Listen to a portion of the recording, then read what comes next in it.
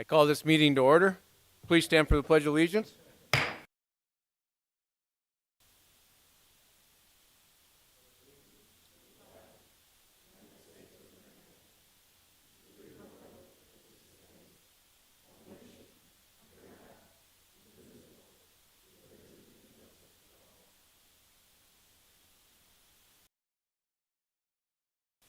Will the clerk please take attendance?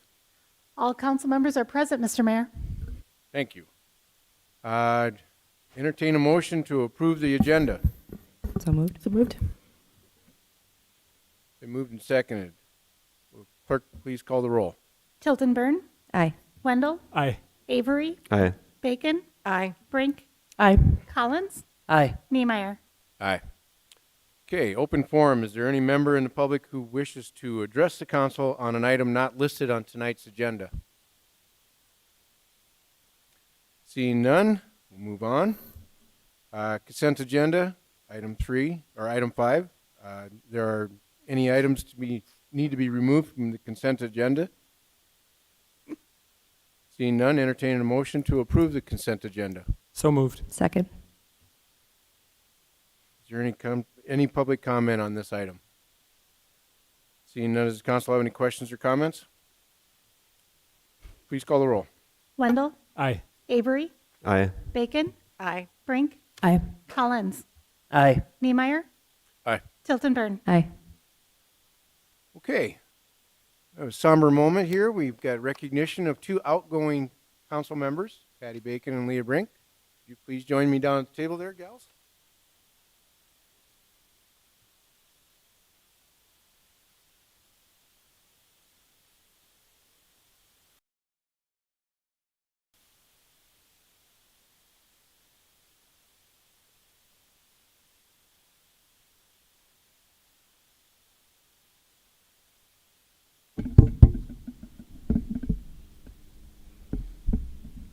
Okay, we're going to do Patty first. Recognition of Council Member Patty Bacon for 13 years of service to the City of Brookings. Council Member Patty Bacon has served in the City of Brookings in a variety of leadership roles. Council Member from May of 2015 to May of 2022, Deputy Mayor June of 2019 to June of 2021, was on the Board of Trustees for the Brookings Health System June 2020 to April 2022, Joint Powers Board, June 2015 to June 2016, Brookings Municipal Utilities Board, June 2017 to June 2020, BEDC Investment Committee, June of 2020, April of 2022, East Central Communications Council, E91 also is what it's called, June of 2017 to June of 2021, Affordable Housing Task Force, January 2016 to June of 2018, which she was chair of and was very instrumental in giving this community quite an education on affordable housing. Brookings Human Rights Committee, November 17 of 2009 to May of 2015. And then there was another point here that I brought up. Patty also was the reason my staff was directed to review and update our rental property ordinances, basically for the sake of the safety of the tenants. It needed to be updated. Notable projects that Councilmember Bacon has been involved in during her time in office: I-29 interchange, 20th Street exchange. That would be all the way from 2021 through 2023. I'll take credit for it. 22nd Avenue Project Phase 1, 2019. 22nd Avenue Project Phase 2 in 2023. Brookings Airport Hangar and Taxi Lane reconstruction in 2020. Navigation of COVID-19 through 2019 all the way through 2022 so far. Bob Sheldon Athletic Complex renovation, 2019 to 2020. Solid Waste and Landfill Area 3W cell construction of 2020. South Main Fire Station of 2017, the Master Drainage Plan of 2021, Parks Master Plan 2021, Carnegie Library Building Renovation 2016, Street Department Maintenance Facility 2015, Brookings Health System Edition 2017. Thank you, Patty, for your service to the City of Brookings. And then this is a flag that was Flown anywhere special? Goes home with her. Very good. And Patty, you had said that you wanted to have a few words? Oh, I didn't bring it down. Let me grab it quick.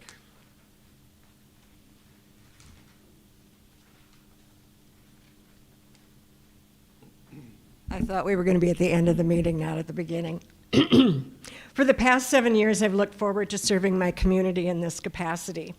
We've had some events to celebrate and others that cause concern. I don't believe any of us anticipated the arrival of a nationwide pandemic and its impact on our community. As a council, we made difficult, often unpopular decisions to keep our community as safe as possible during that time. I have no regrets about those decisions, and I'm proud of the fact that we have had one of the lowest rates of COVID in the region. I supported the council's regular COVID center briefings and partnerships with medical and science experts from Brookings and SDSU. I promoted public masking and vaccination and expressed concern for constituents facing health and income inequity during this pandemic. I worked hard on the issue of affordable housing and am thrilled that what I hope is the first of many affordable mixed-income neighborhoods has been designed and infrastructure has begun. We approved the 20th Street overpass and the improvement and expansion of our bicycle trails. I supported and helped craft the Brookings citywide inclusion resolution. I worked hard to maintain a positive relationship between Brookings City and South Dakota State University.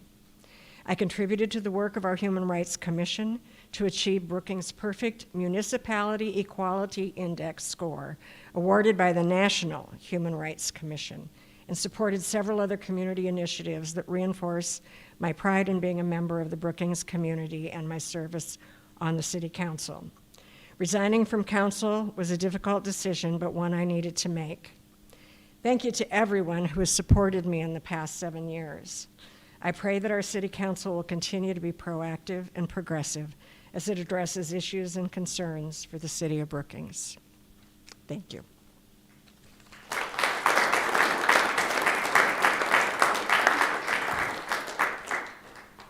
Okay. Recognition of Councilmember Leah Brink for her 9 years of service to the City of Brookings. Councilmember Leah Brink has served in the City of Brookings in a variety of leadership roles. City Council member May of 2019 to May of 2022.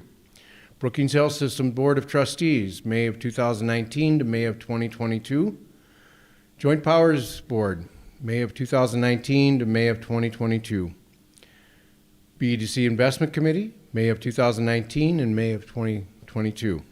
Planning Commission, December of 2018 to May of 2019.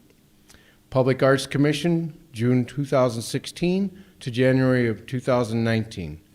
Brookings Historic Preservation Commission, June of 2013 to May of 2019. Notable projects that Councilmember Brink has been involved in during her time in office. I-29 Interchange, 20th Street Exchange, all the way from the years 21 to 23. 22nd Avenue Phase 1 project in 2019. 22nd Avenue Project Phase 2, 2023. Brookings Airport Hangar and Taxi Lane reconstruction of 2020. Navigation of COVID-19, 2019 through 2022. Bob Sheldon Athletic Complex renovation, 2019 to 2020. Solid Waste and Landfill Area 3W cell construction of 2020. Master Drainage Plan, 2021. Armory renovation and hotel project, 2019 to 2022. Thank you, Leah, for your service to the City of Brookings. And that's that flag has been brought to you, and I think, Bonnie, you left a box for him, right? Okay. You got any words to say? It's been an honor serving the citizens of Brookings. I would just like to remind everyone that local elections are the elections that matter most.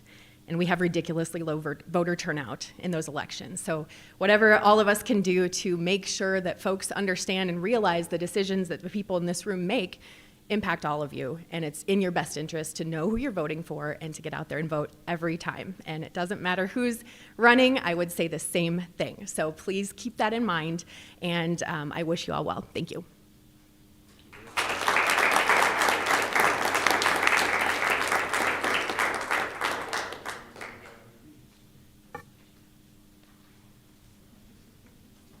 Okay, I've got a couple proclamations. The first one is for Visit Brookings.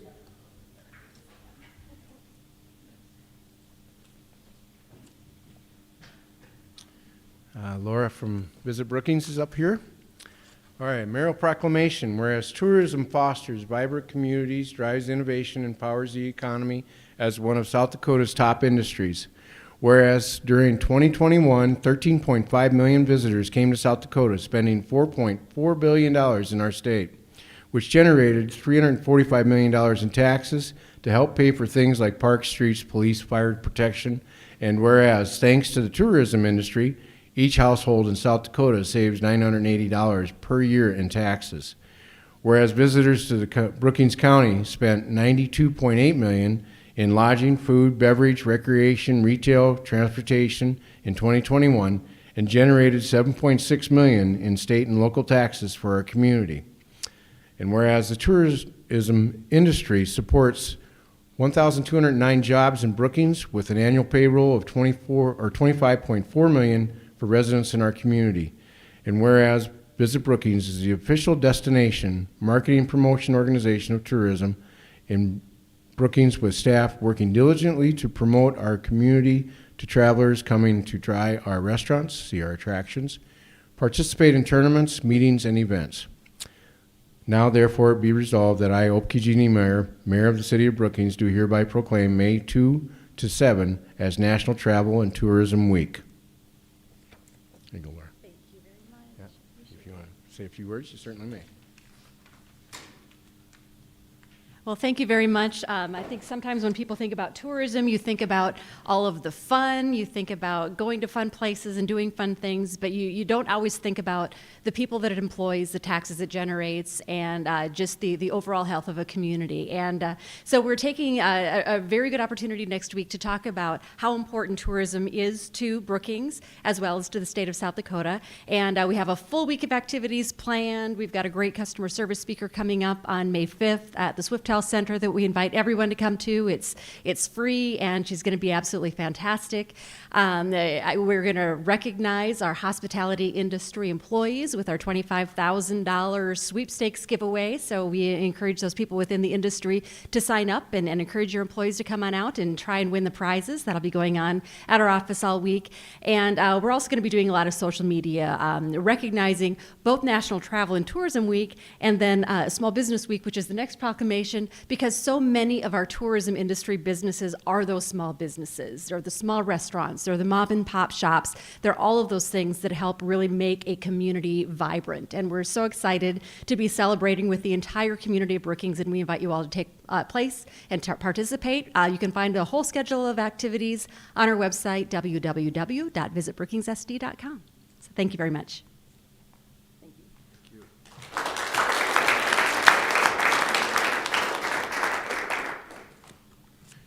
Okay. So I don't know who wants to come up here representing Chamber of Commerce.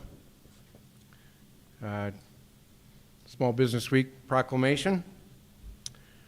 Okay, Mayoral Proclamation. Whereas America's strongest economic growth in almost 40 years has been driven by the resilience of our small businesses who, despite a worldwide pandemic, continue to pioneer innovative solutions and create opportunities. And whereas from the storefront shops to the small manufacturers, small businesses are the backbone of our economy and our cornerstones of our nation's promise. And whereas when we support small business, we help create jobs, ensure Brookings remains vibrant tomorrow as it is today. And whereas because small businesses create nearly 2 out of 3 jobs in our economy, we cannot resolve ourselves to create jobs and spur an economic growth without discussing ways to support our entrepreneurs. And whereas the President of the United States has proclaimed National Small Business Week every year since 1963, Brookings supports and joins this national effort. Now, therefore, it be resolved that I, Opke Niemeyer, Mayor of Brookings, do hereby proclaim May 1 to May 7 as Small Business Week.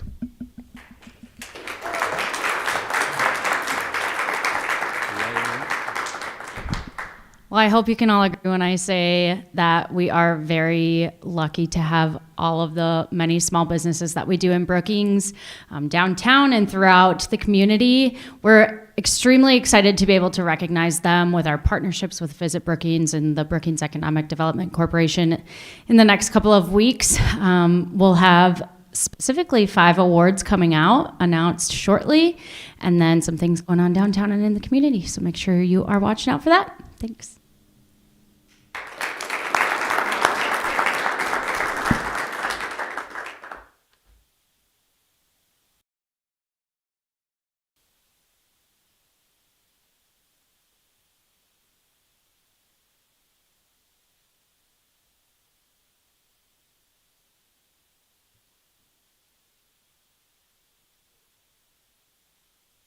All right, item 7A, under contracts and change orders, action on resolution 22-035, awarding bids on 2022-08 STI street maintenance and overlay project. Charlie Richter, our city engineer, will review this item. Good evening, everyone. I'm here tonight requesting approval for Resolution 22-35, awarding the bid for the 2022 overlay project. This bid is for the resurfacing of streets, ramps, curb work, water main work, and some line painting on those streets, including alternate 1A, alternate 2A, A2, and water main work was to Bose Construction with their total bid of $1,947,515.05, which was 8% lower than the estimate. Staff recommends approval of the resolution to award the bid. Entertain a motion to. Is there any public comment on this item? Seeing none, does the council have any questions or comments? Please call the roll. Avery, Aye. Bacon, Aye. Brink, Aye. Collins, Aye. Niemeyer, Aye. Tiltonburn, Aye. Wendell. Aye. Okay. Motion Thank you. passes. Thanks for Charlie. Item 8A, introduction and first reading on ordinance 22-012, an ordinance amending code sections 6-141, 6-146, and 6-149 pertaining to commercial pedal cars in the city of Brookings. Steve Britzman, our city attorney, will review this item for us. Thank you, Mayor. This ordinance includes 3 minor changes to the pedal car ordinance, which is a sure sign of summer. And the first proposed change would be to permit a motor assist to be utilized, because most pedal cars are equipped with a motor assist to get the pedal car going in a little easier fashion. So that's just a minor change, but it's primarily driven by pedals, of course. The second proposed change would remove the alcohol percentage content with respect to the wine and malt beverages, just because the alcohol content varies among different malt beverages and wine. And so we felt that as long as we're restricting the types of alcoholic beverages to wine and malt beverages, that the percentage of alcohol would not be needed to be included in the ordinance. And then the final change is just to recognize that the operators of pedal cars, or the operator, should have a driver's license, but it does not need to be restricted to the state of South Dakota. Any state driver's license should be acceptable to operate the pedal car. So those are the 3 changes to make this a little more workable. Thank you, Steve. Any public comment on this item? Seeing none, does the council have any questions or comments? Councilmember Collins. Wondering about the driver's license, if we should maybe add in there that it should be a valid driver's license on the bottom. Oh, I missed that.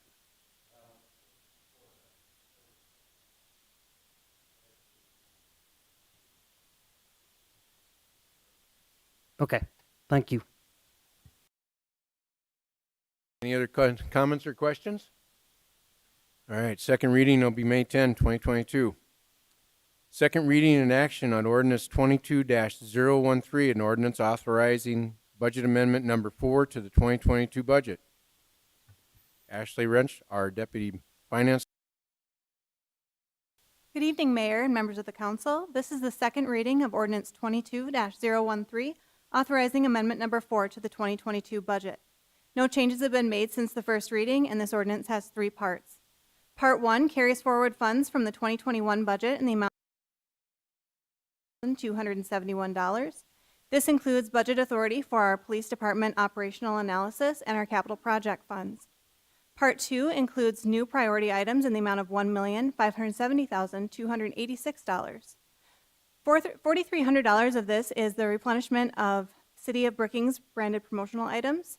$10,000 is for ag business consulting services performed at the Swiftel Center, and $13,160 is for consulting services provided by Venue First Consultants during the venue management transition at the Swiftel Center. These funds will be transferred from the third B-Tax fund.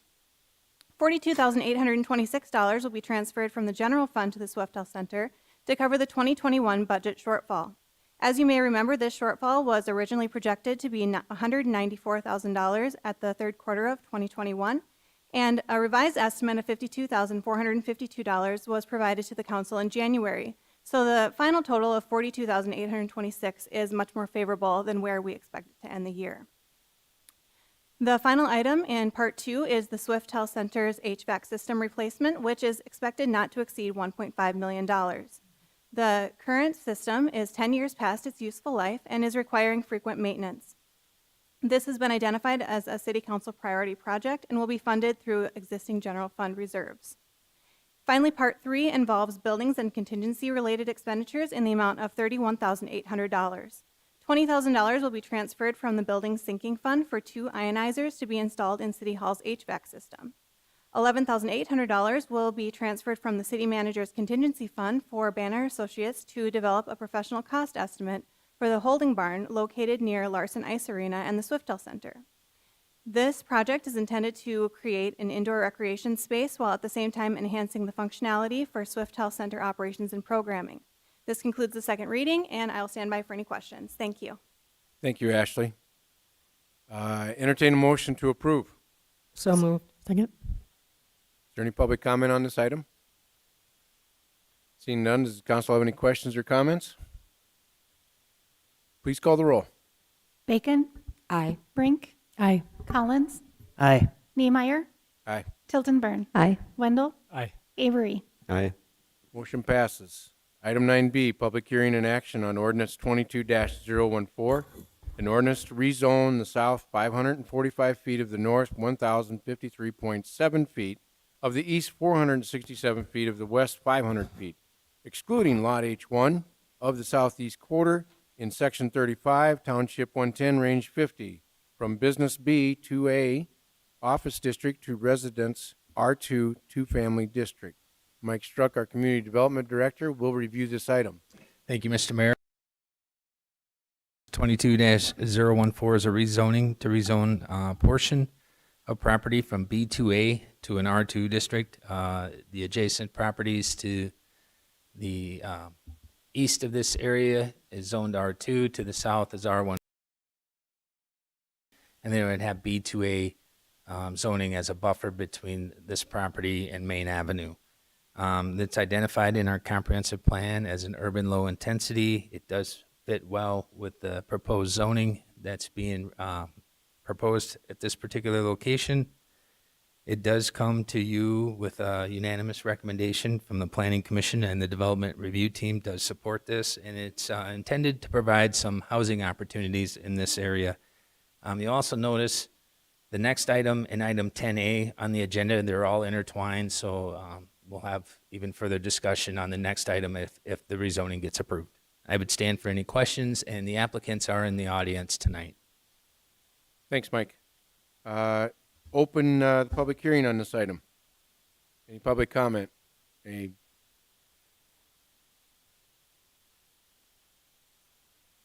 I'm Kyle Roush.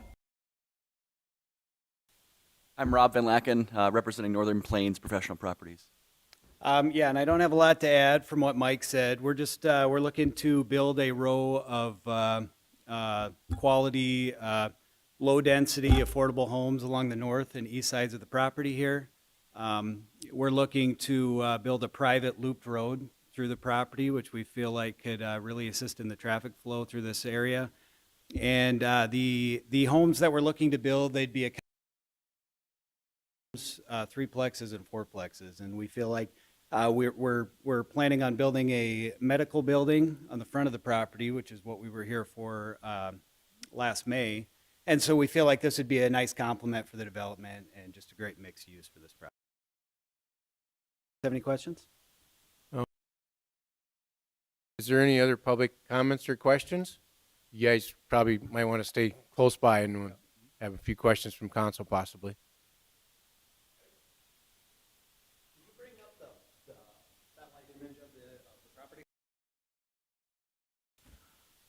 Not that one, but the satellite that's on the agenda. Of the proposed building site with the townhomes and fourplexes.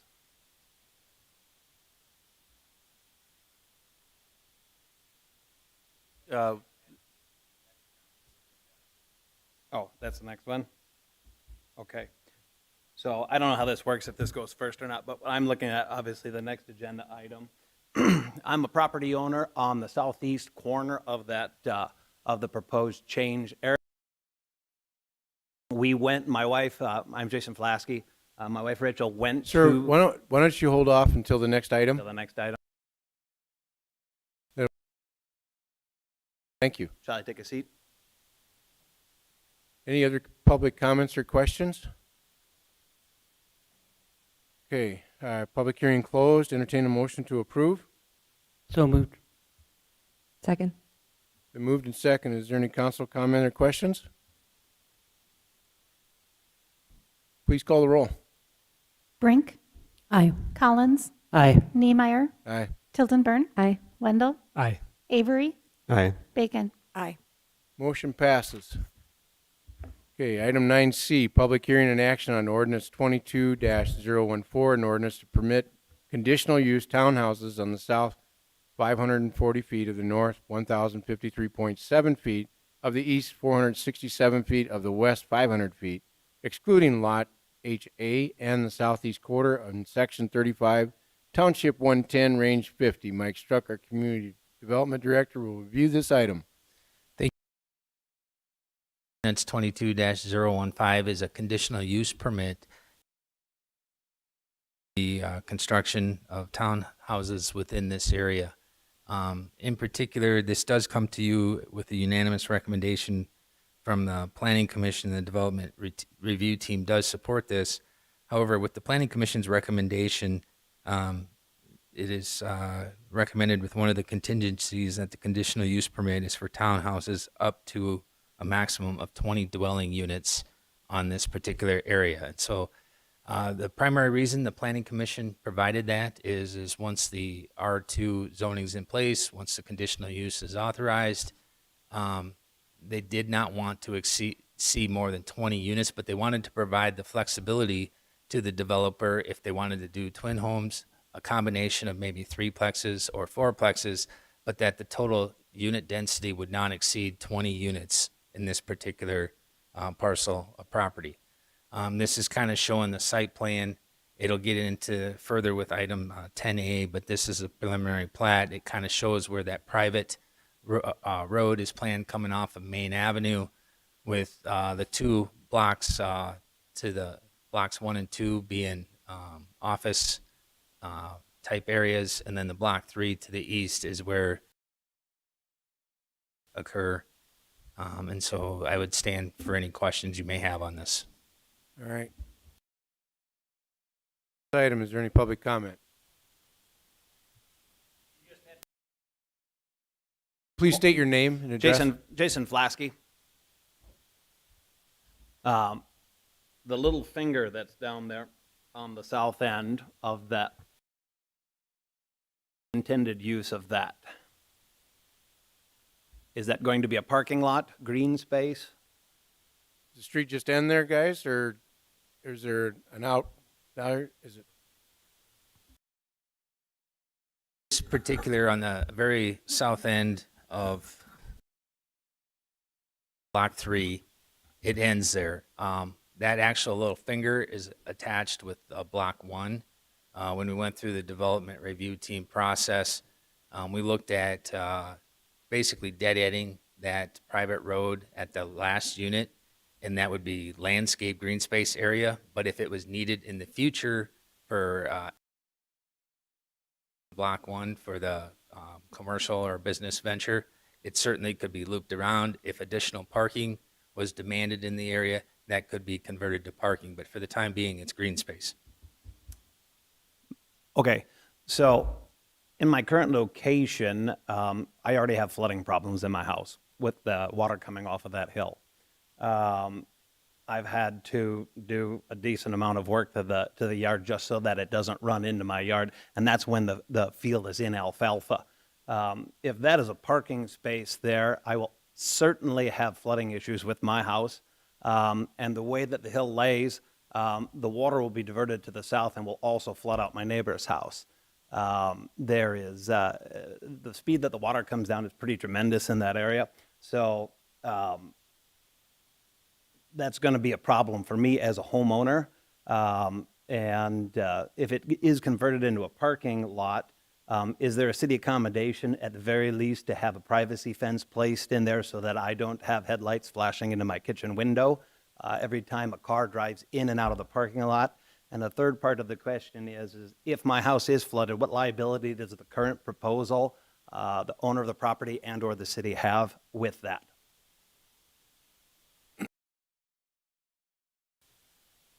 Mike, do you want to comment on maybe? I guess one comment that I would make, just looking at the through there with a curb on it, so a lot of that water is going to migrate to wherever our drainage flow is at, which I assume is on the north side of this whole project. The drainage is in the northeast. You know, it shows the existing contours. Obviously, when you do a development, you come in and you do a grading plan. It'll be coming up in a couple of items.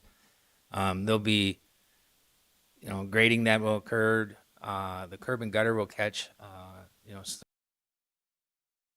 if it's converted into a parking area, then the buffer yard standards would come into play once that conversion occurs, where we would require shrubs or plantings and fencing to screen from adjacent residential properties.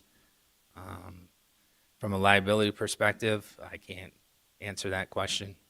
I'm not the drainage expert.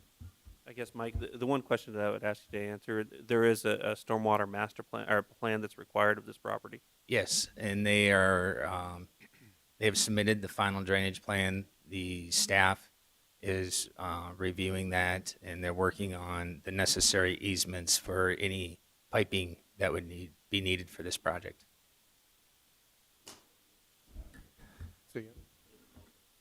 Yes, and when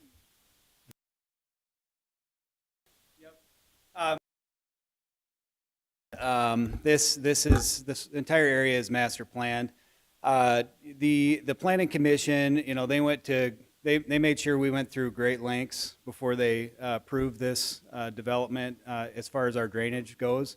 And Mrs. Flasky, she came at the last meeting, which I really appreciated. I did reach out and asked her to contact me later to make sure that all of, hopefully their needs are met with this development.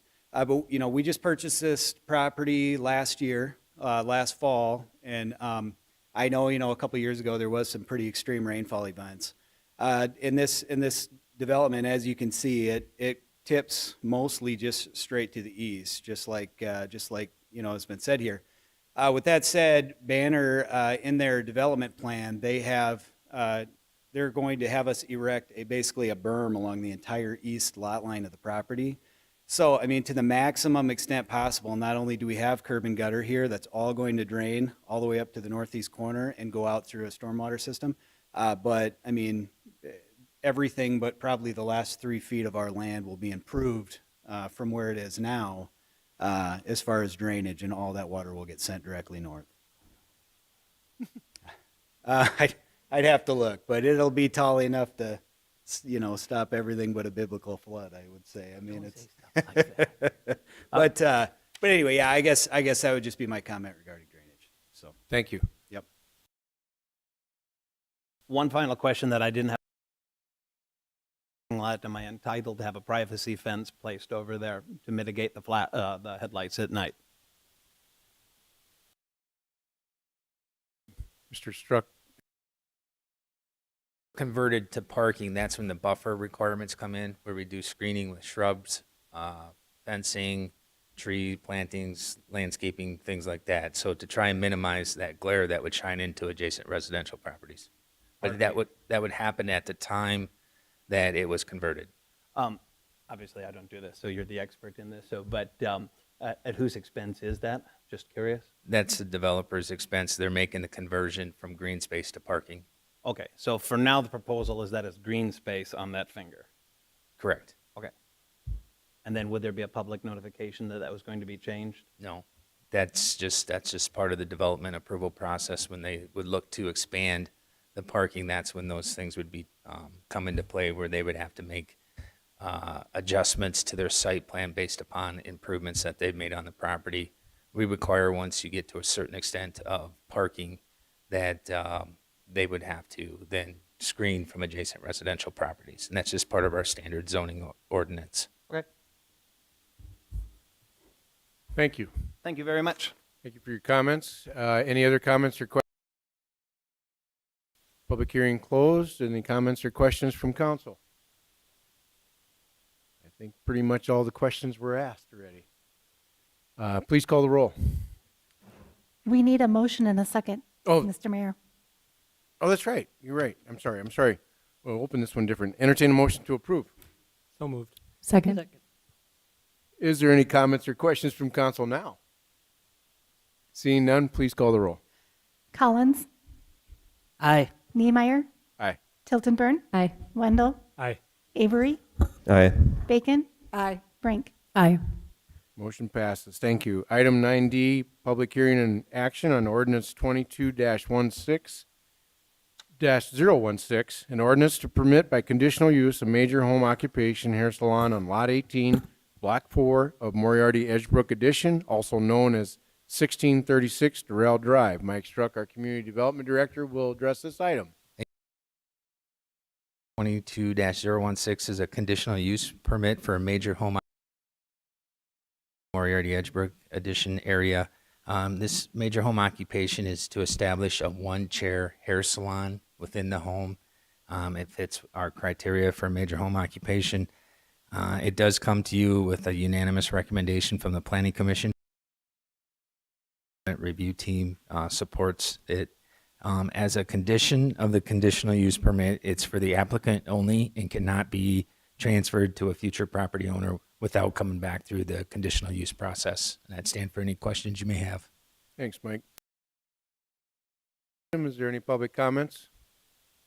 Questions? Is the owner present? You want to make any comments, or this is your opportunity to free advertising? So, all right. All right. Public hearing is now closed. Entertain a motion to approve. So moved. Second. Does council have any questions or comments? Seeing none, please call the roll. Niemeyer, Aye. Tiltonburn, Aye. Wendell, Aye. Avery, Aye. Bacon, Aye. Brink, Aye. Collins. Aye. Motion passes.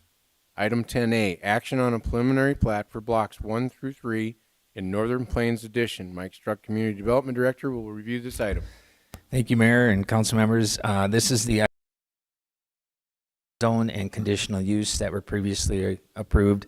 It's for a 5.75 acre parcel along Main Avenue South. You can see the preliminary plat on 3 blocks. Their intentions is private streets serving the area. The preliminary drainage plans and final drainage plan have been submitted. The final drainage plan is still under the review process, and so this would be contingent upon the city engineer's approval of that final drainage plan. The development review team supports the request, and the planning commission sends forth approval, and I'd stand for any questions you may have. Thank you. Approve. So moved. Second. Been moved and seconded. Is there any public comment on this item? Seeing does council have any questions or comments? Please call the roll. Tilton Burn, Aye. Wendell, Aye. Avery, Aye. Bacon, Aye. Brink, Aye. Collins, Aye. Niemeyer. Aye. Item 10B, action on resolution 22-034, authorizing a loan from the general fund to the tax increment district number 1 to fund the SDSU Research Park sanitary sewer system upgrade. Eric Rangel, our chief financial officer, and Paul Persino, our city manager, will review this item. You guys take a pick who's going to do it. I think I drew the short straw on this one. All At right. least that's what Eric's telling me. To build the infrastructure out at the research park originally. When constructed, the research park had limited sanitary sewer capacity. The successful addition of the Bioproducts Institute, recently announced, created the need to expand infrastructure to support any additional development there at the research park. It's estimated the cost to upgrade the sanitary sewer system to cost right around $2.3 million. In 2023, the city plans to reconstruct the University Boulevard, also known as 11th Street, within our capital improvement plan. The TIF has approximately $1.7 million left remaining on the increment plan. Action taken tonight would allow a loan to maximize the remaining TIF and capitalize on the timing of the road project to upgrade the sanitary sewer system for the research park. This action tonight utilizes existing resources to assist the maximum development of the SDSU Research Park. Staff recommends approval of the resolution authorizing a loan for the general fund to TIF number 1 and the funding of the SDSU sanitary sewer upgrade for the research park. And one last thing I would note, it is assumed that this would be paid off within 3 years. Yep, 3 years. So staff does recommend approval. Entertain a motion to approve. So moved. Been moved and seconded. Is there any public comment on this item? Seeing none, does the council have any questions or comments? Will the city clerk please call the roll? Wendell, Aye. Avery, Aye. Bacon, Aye. Brink, Aye. Collins, Aye. Niemeyer. Aye. Tilton Burn. Aye. Motion passes. Item 10C, action on resolution 22-037, entering into a cooperative purchasing agreement through Sourcewell for an HVAC replacement and a controls upgrade. Michael Logan, Swift Health Center General Manager, and Eric Rangel, our Chief Financial Officer, will review this item. Members of council, I'm here tonight to present a resolution that will authorize the city manager to enter into a cooperative purchasing agreement through Sourcewell for the Swift Health Center HVAC upgrade. As you've heard last week and tonight, the HVAC system and its controls are 10 years past the end of life, which is consistently putting us into some weird positions in the wintertime, especially when we got to go up there and fix it and when it doesn't turn on for events or what have you. The item has 3 phases. Phase 1 is primarily just design development. Phase 2 is finalizing design.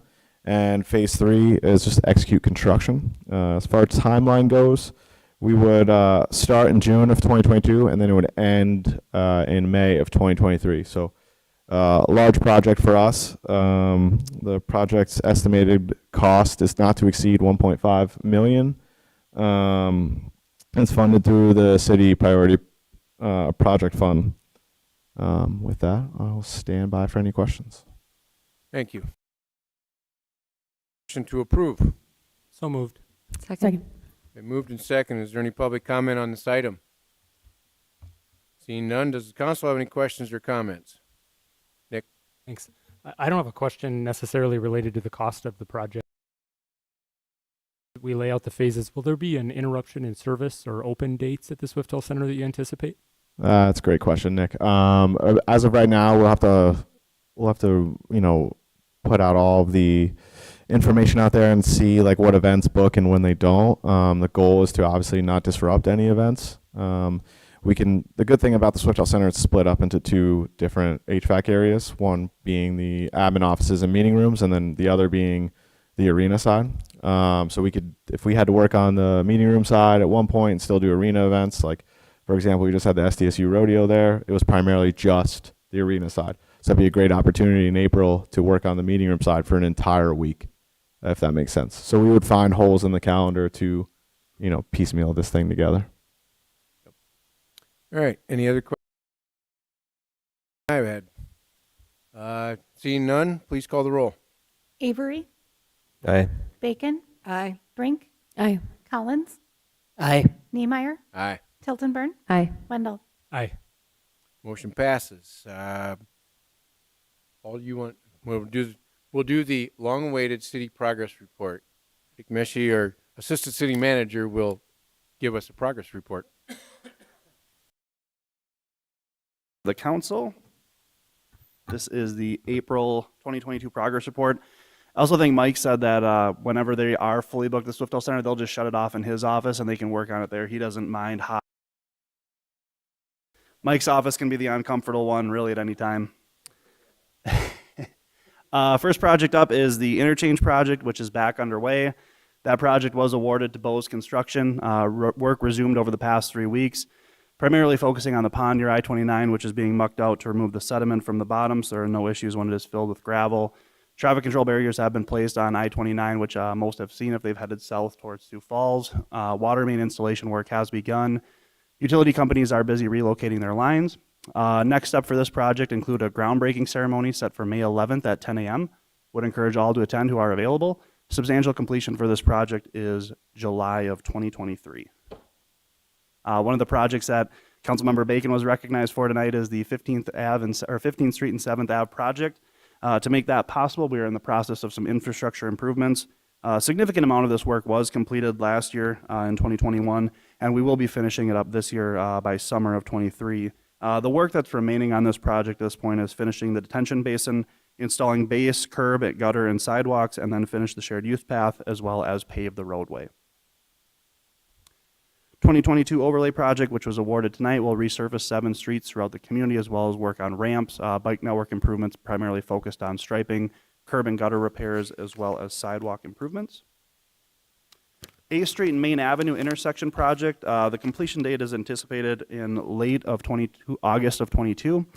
This project will begin towards the end of May next month.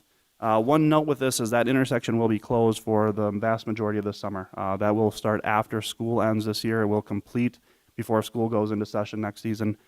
We will be putting out detour routes and additional information on that, as this will be a significant impact throughout the course of this summer maintenance project.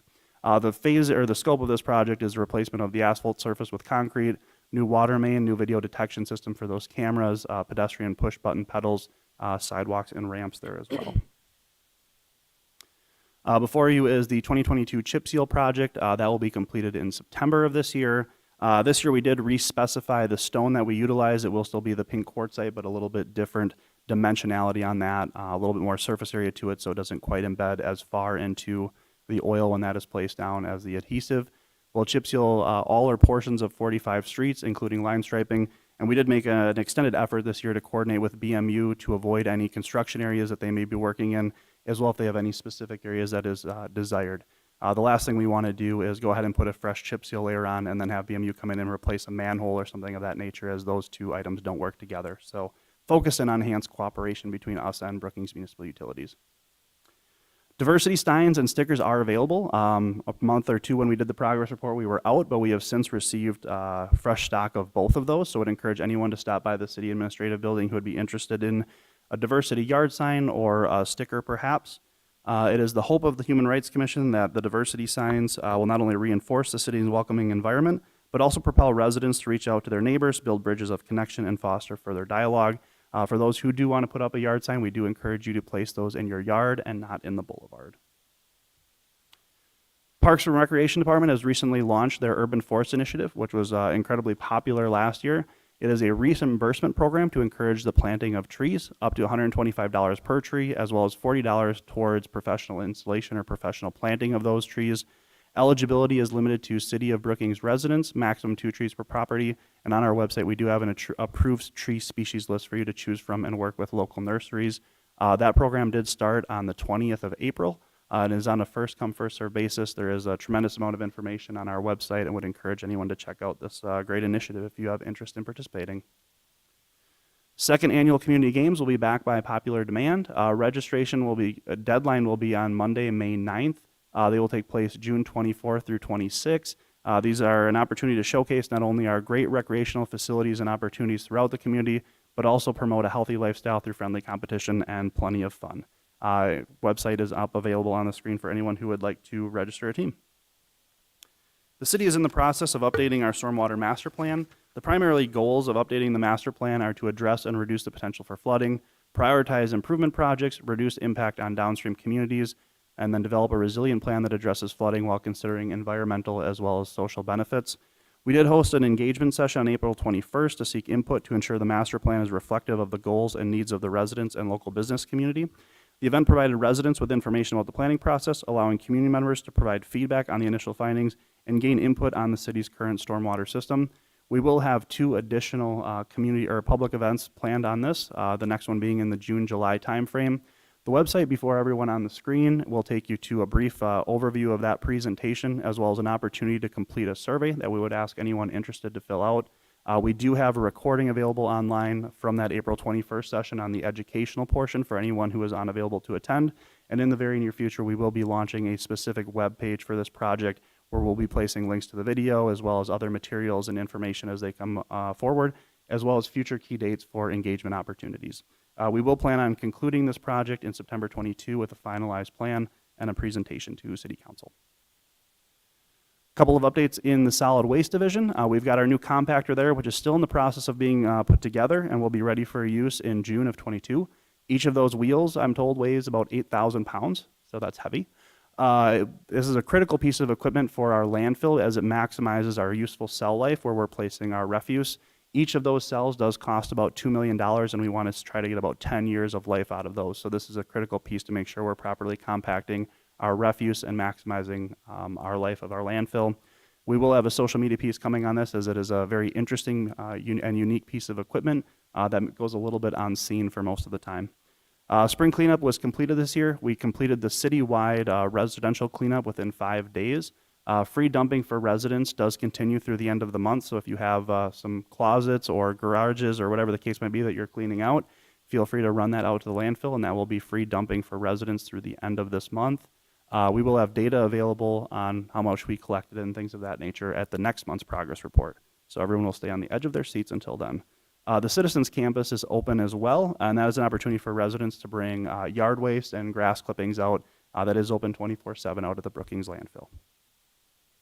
The Mother's Room project has been completed at the library, which provides an opportunity for mothers to nurse as well as change their children in there. So it's a good addition on the second floor of the library. The summer reading program is just around the corner.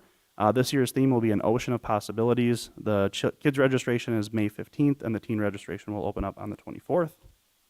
And last but not certainly not least, our Swiftel Center, 2 months worth of data there. March, they had 53 event days. April, they had 49. A number of great events, including the State 8 Pool with over 4,300 attendees, the Wildfire Cheer and Dance with over 3,400 attendees, Hairball over 1,300, nearly 1,400 attendees, and the SDSU Jackrabbit Rodeo in there. They did set a couple of records. Hairball had a record food and beverage per person, and the rodeo was the highest gross ticket sales in history at nearly 79,000. With that, I would stand for any questions. Any questions? Of course, I was going to try to interrupt you. The 15th Street South picture there. So we've got a nice, is that temporary while we're under construction? My understanding is that is a detention pond on the north side that will stay, is that correct, Paul?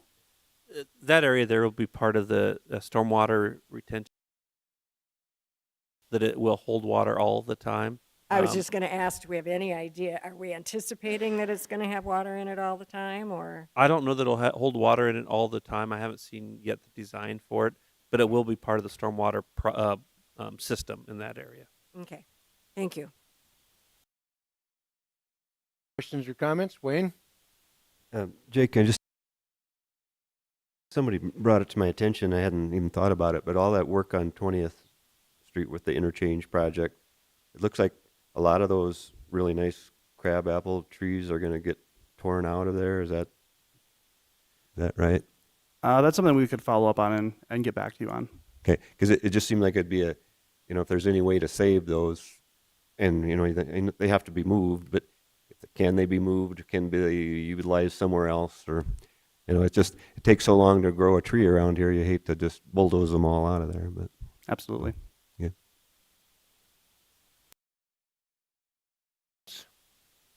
Okay, Paul's got a few words to say. Yeah, I apologize, Jake. I didn't get this, but I do have a couple items to add and make note for the public. The first item, our public information officer, Chelsea Bakken, was recognized as the hometown hero of the year by the Modern Woodman, which is a fraternal financial service organization. Chelsea is being recognized for outstanding efforts to keep Brookings informed with various city efforts. So if you see her, please congratulate her. She's an outstanding asset to this organization, to the community. This Thursday, Dave, our police chief, will be retiring. There will be, or this Friday he'll be retiring, but Thursday, April 28th, there will be a celebration at 1 p.m. Honoring his retirement. We'll be upstairs here at room 300 in the Sitco area. The public is invited to this event. Once again, it's 1 p.m. Thursday afternoon. Next week, we will be celebrating, or nationally, there's a celebration for the City Clerk's Week. This is the time to reflect on the importance of the municipal clerk's office. Now, unfortunately, there won't be a meeting next week, Bonnie, right? So encourage the public and everyone who's interested in how city clerks work, what their jobs entail, to visit our webpage or reach out to Bonnie Foster, our city clerk. But more importantly, thank you for all that you do as the city clerk, especially next week. Finally, one thing I forgot, or that I'd like to mention, Keith Thoreau is here. He's our police officer here in the corner. Keith came to us from Aberdeen. He was there for many, many years as a sergeant. Came to us about 3, maybe 2 years ago, but has been instrumental in community outreach efforts here in the community of Brookings, and also the CLEAR representative, I believe, from the police department. Keith will be retiring next month in May, so want to tell him thank you publicly for all his effort and works he's done here in Brookings. I believe you are staying here, and you have a lot of great fishing spots that we're going to talk about after the meeting, especially once your retirement comes around. The last thing I would mention, Jake mentioned in his report, the community games. Last year, the city had a team, and the mayor here led the kickball tournament, and we almost won by that much. But this year, we have plenty of activities if council would like to participate. Everything from running activities to, I'm sure, kickball, volleyball, even painting activities. And so I encourage either council to participate. We could always challenge the county at that event. But people in the community to come out and participate. Get friends, work groups, come out. There's activities for everyone and anyone. I even participated during that event. And though I don't know that I helped, but it was a great activity, an opportunity to meet people from in a way just to get out and enjoy the great parks in the environment that we have here. So once again, encourage people to register now. We're hoping to beat last year's numbers for the number of teams. And once again, City Council, urge you to participate. And so you guys will be leaving the City Council. You're more welcome to participate. Well, and there's some easy, and there's even a chalk event. Right, Skating chalk on event. I sidewalks. remember that one. I do remember catching one of the kickballs, and I thought it should have been on ESPN's top 10 that night, but it didn't make it. But okay, move on to city council member induction. Joey. There a list of all the games somewhere? A list. I believe it's on the website. If not, I can make sure and send it out to council as well as make sure the public. Okay. All right. City council member introduction of topics for future discussion. Joey? Thank you, Ms.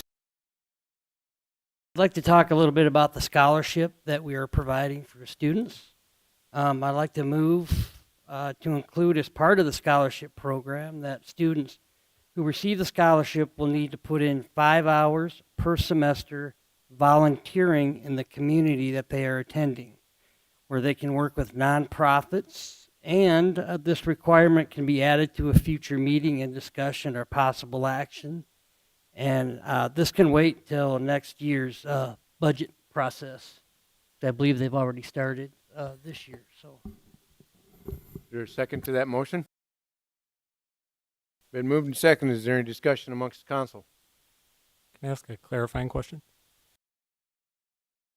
Discuss the potential of adding this Bring it up requirement at a for future. a agenda item. Okay. Seeing none, please call the roll. Bacon? Aye. Brink? Aye. Collins? Aye. Niemeyer? Aye. Tilton Vern? Aye. Wendell? Aye. Avery? Aye. Motion passes. Any other member introductions or anything?